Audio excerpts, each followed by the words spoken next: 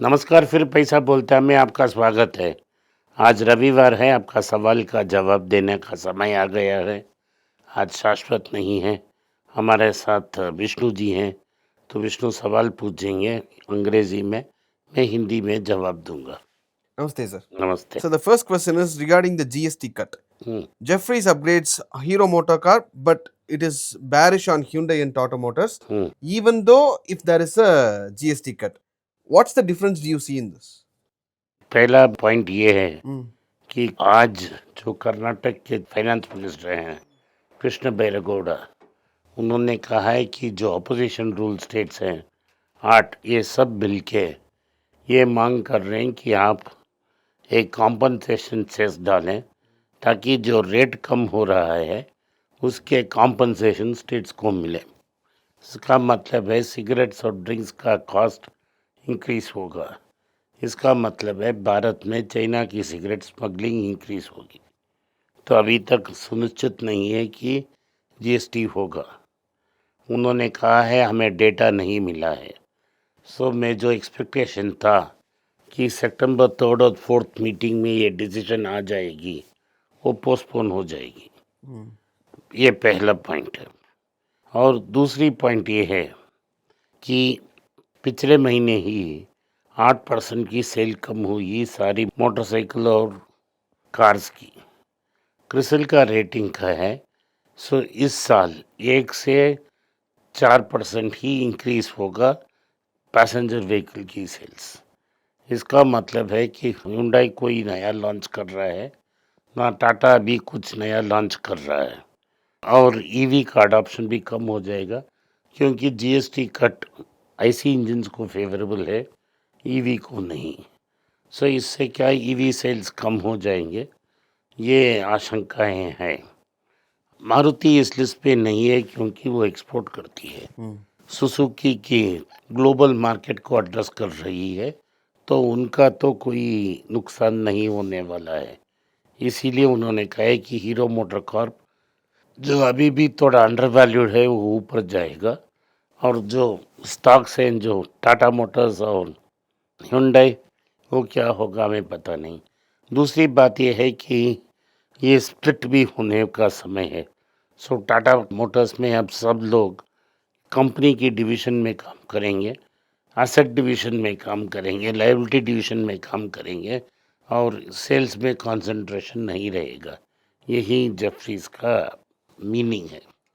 Okay. Sir, Maruti Suzuki's RC Bhargava says India should not yield to America's bullying. यहाँ भार्गव तो बड़ा आदमी है, वो 1 लाख करोड़ का कंपनी चला रहा है।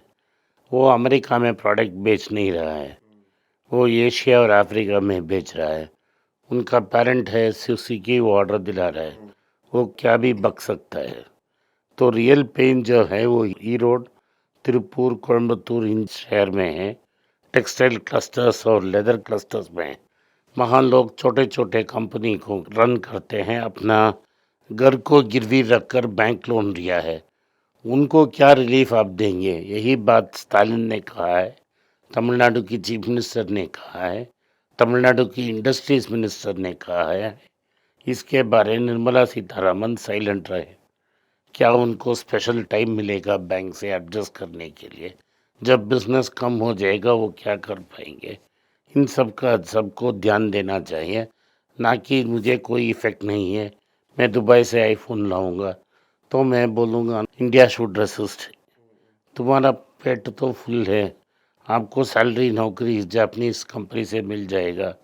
आपको क्या फ़ायदा है कि जो स्टॉक रखा है उसका हाल क्या होगा? आपके लिए क्या जा रही है? क्रिसमस सीजन के लिए तैयार बैठा है, टेक्सटाइल सप्लाई करने के लिए, लेदर गुड सप्लाई करने का, उनका हाल तो बेहाल हो रहा है। उसके बारे में आरसी भार्गव सोचना चाहिए।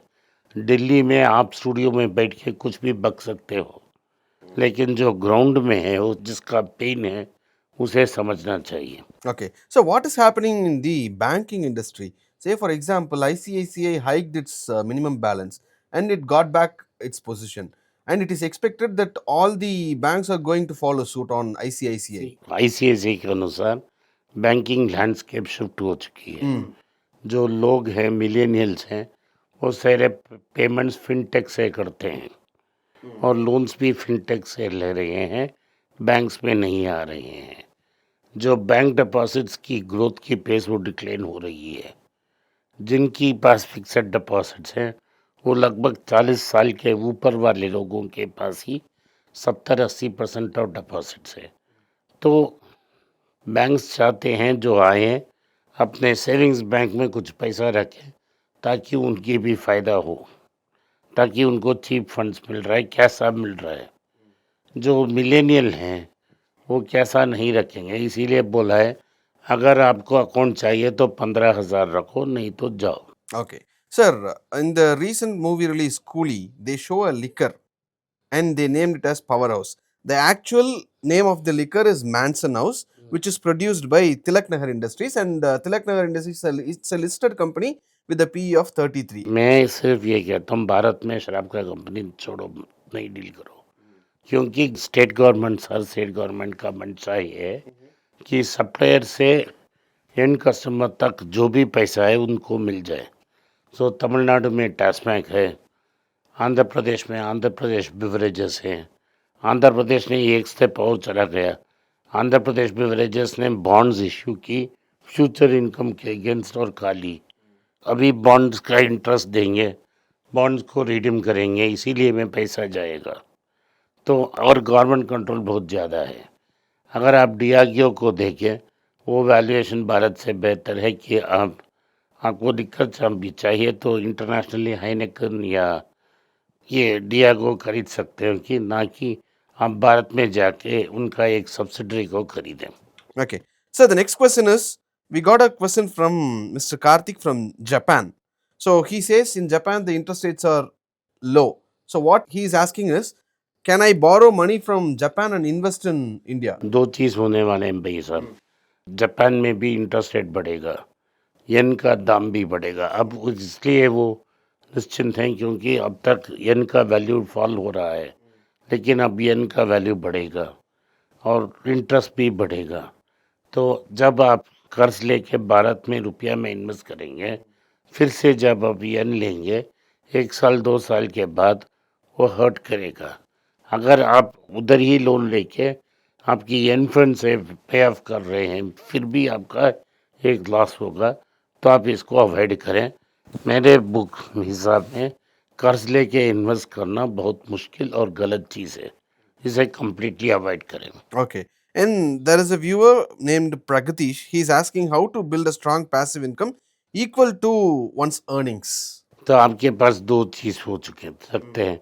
अगर आपने एक ओवेरियन लॉटरी जीत ली तो आपको रियल एस्टेट मिल जाएगा।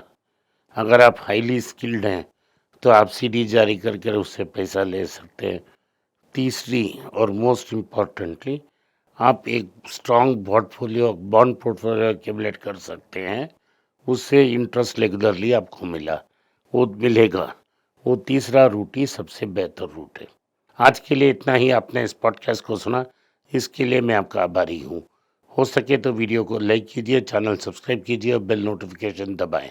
इस वीडियो को अपने दोस्त और रिश्तेदार के पास भेजें और उन्हें देखने की आग्रह करें। नमस्कार, धन्यवाद, जय हिंद।